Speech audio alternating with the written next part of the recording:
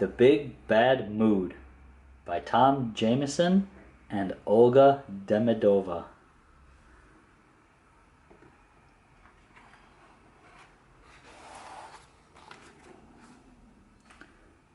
George was having one of those days.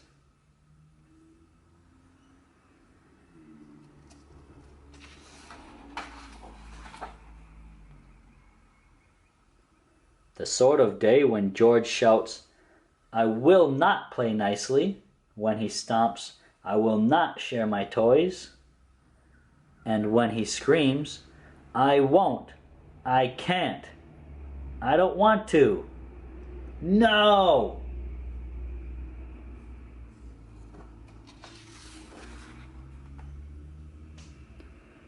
"There's a big bad mood hanging around you today," sighed George's mom. George glanced around. There wasn't a big bad mood anywhere near him, which meant it had to be somewhere else. George looked under his bed. No. At the back of the toy cupboard. No. At the bottom of the garden. No.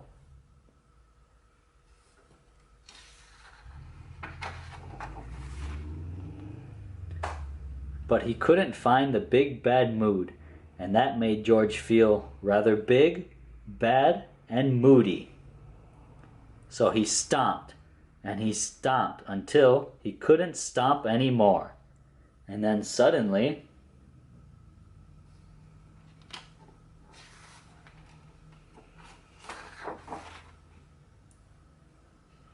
the big bad mood was standing right in front of him. He was a curious fellow, rough like sandpaper and smelling of socks which really needed changing. "I'm the big bad mood. It's my job to make everyone big, bad, and moody, and you can help me."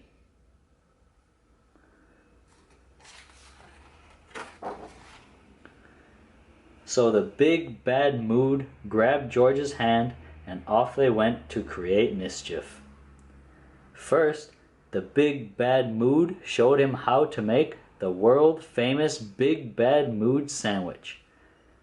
Special mayonnaise made from the squiggliest spiders and the slimiest worms, pickles, cheese, olives, onions, mustard, ham, a sprinkle of shaved caterpillar legs.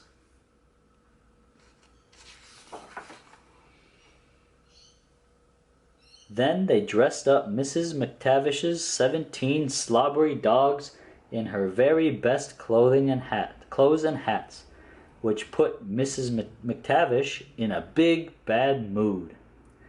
And her dogs weren't happy either.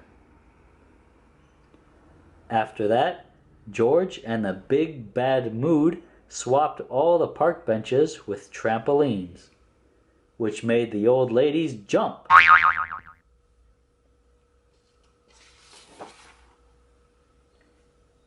They even filled the local swimming pool with jelly and custard, which made everyone not just big, bad, and moody, but a tiny bit delicious as well.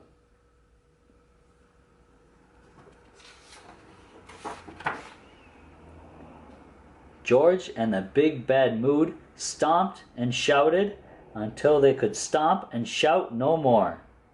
Well, maybe just a teensy bit more. "Brilliant!" yelled the big bad mood.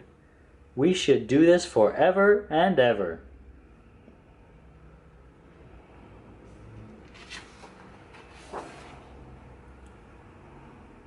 But George was starting to think that being big, bad, and moody all the time wasn't fun. It was silly, and noisy, and very tiring. But worst of all, it was making his friends unhappy. Did he want to do this forever?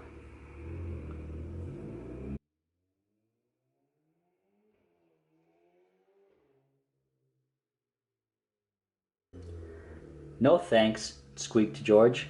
"No thanks? Why not?" But because no one will play with me," said George.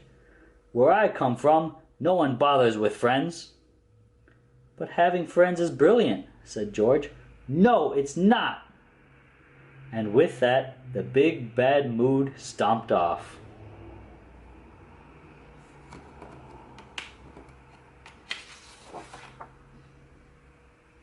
But George didn't follow him. Instead, he cleaned his room from top to bottom. He even found his favorite rocket he thought he'd lost forever. And he said, "Sorry, sorry, sorry."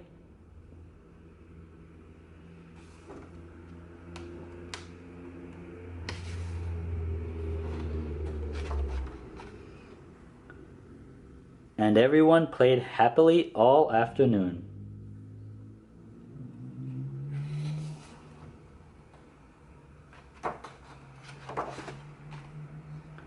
Now George mostly has what his mom calls his not too bad days, not too bad at all days. Well done. Here. Whee!